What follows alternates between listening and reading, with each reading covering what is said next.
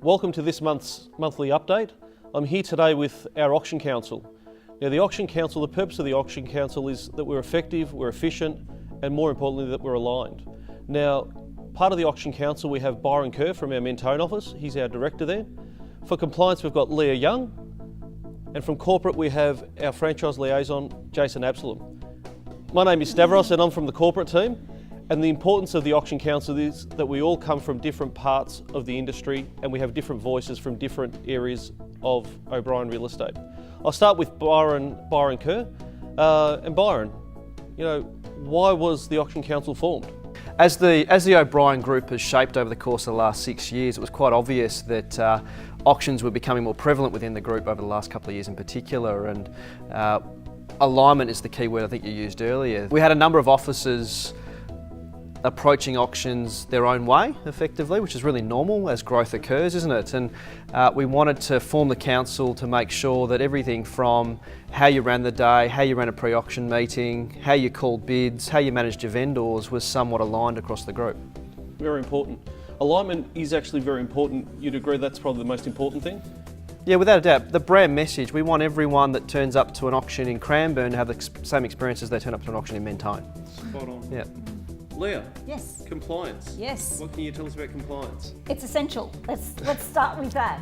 I think just continuing on from what Byron's saying, as we have grown, you get more, what would you say, variances of how people conduct auctions, different opinions of what is a lawful auction, and we really needed to pull this back into some form of oneness, I suppose, and alignment.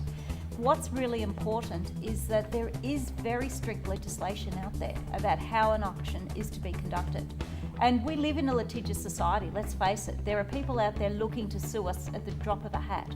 We have to make sure that everything we do is correct by the law so that we don't, A, get our brand and reputation tarnished and we don't face any litigation. Our primary responsibility is to our vendors to make sure that we not only do the absolute best job possible, that it is lawful and compliant with the guidelines. Thank you, Leah. Jason, now you've been an auctioneer for some time now. Yes. You've conducted your own auctions not only for the Frankston office, but also for an independent auction group. That's correct. What's the importance of the Auction Council? When we came together as a group, as the Auction Council, our role was to really encourage people that have got the thought to accelerate their career to that next level of doing auctions, to make sure that they're confident in doing that. When they go out into the market and start actually calling auctions, that they're doing them in line with what Leah was saying, you know, being compliant. But not only that, but making sure that we're protecting the vendor and having people do a really good job. So that's why we're lucky to have the experience that we've got in the group, to put that out to the areas that are less auction orientated, which we're seeing a real shift, certainly in the Casey area where the percentages of auctions have gone up enormously. So our job is to encourage the guys that are listing the auctions to run the campaigns correctly, and then those that do want to become auctioneers go out into the market with confidence, knowing that they're going to be doing a great job. Great. Why do you think there's been a shift in the Casey area of more properties being listed for auction? It's an interesting question. I think there's probably two answers to that question. The first answer is we're seeing a lot more people moving to that area from maybe the Bayside and Melbourne regions, which are more auction orientated. So people as buyers are understanding the process and the market conditions there at the moment with just how vibrant the market is, which tends to suit the auction process. Leading on from that, now we're the Auction Council, we are the four auction, the corporate auctioneers as well. And we do auctions in different areas. So I'd like to go around the panel if that's okay. What have the clearance rates been like in March? How were they for you, Byron? Yeah, happy to say we broke through the magic 92% mark for our particular offices, and even the ones that did pass in, I think most of us have been able to work through a negotiation process within a few days post an auction too, which is a credit to the team. So. Yeah. In which areas did you conduct your auctions in March? Right up as high as Bentley East, through to, I think Aspendale was probably as far down as we went. Yep, so through that general catchment. And yourself, Leah, where did you conduct your auctions? And I probably do more kilometres than everyone. Yep. 1 minute I'm at Croydon, the next I'm down the very far tip of the Mornington Peninsula over to Drewham, Pakenham Way. And depending which area I am getting different results. You know, in all honesty, in a auction savvy market, always have lots of bidders, lots of energy, lots of excitement, always a very, very strong result.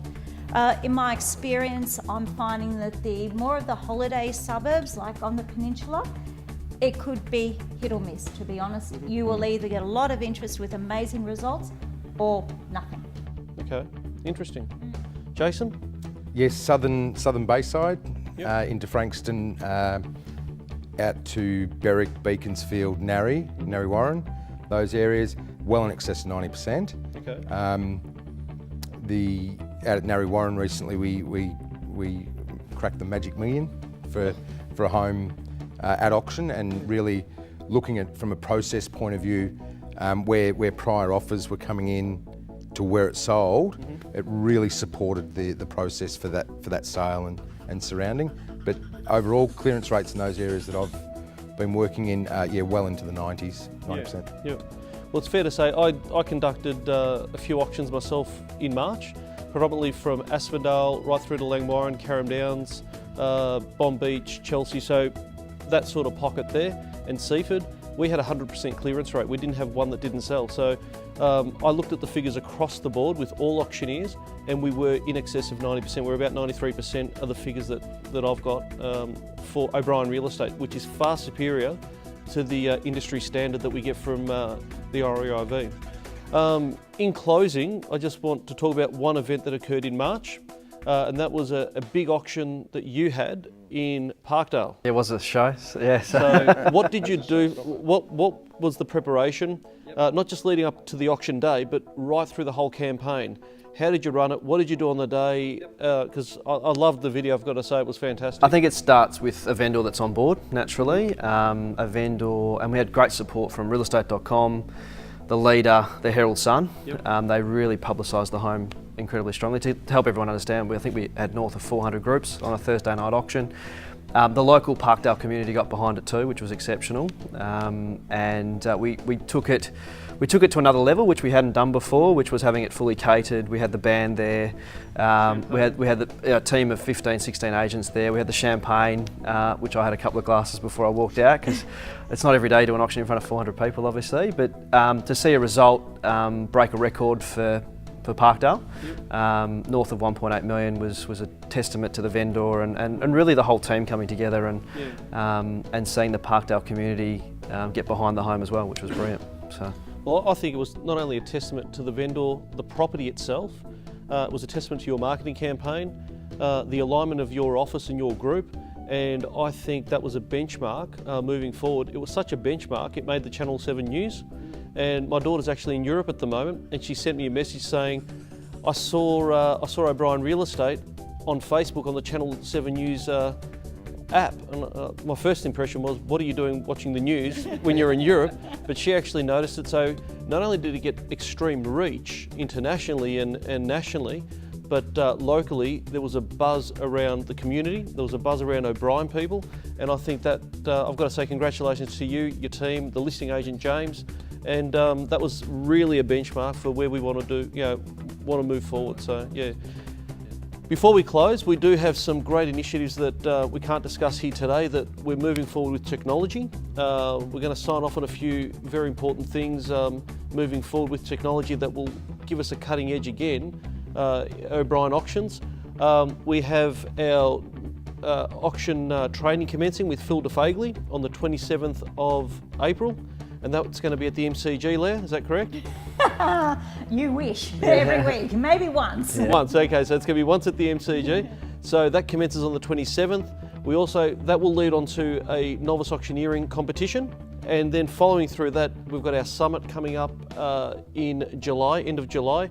And during the summit training course that we're going to have, or the summit conference, during the summit conference, we're going to have a little bit of an exhibition where Byron and I are going to do a charity auction, Battle of the auctioneers. That's fine. Yeah. But following on from the charity auction that we're going to do, there will be a senior auctioneer competition as well, which is open to all senior auctioneers. And of course, we'll have to have a limit on that. So you will have to make an application to be in the senior auction comp. And then the panel will decide, what we cut it to, whether it's 5 or 6 or whatever it is. All right. Any closing words, lady and gentlemen? Go list auctions. Selling, sold.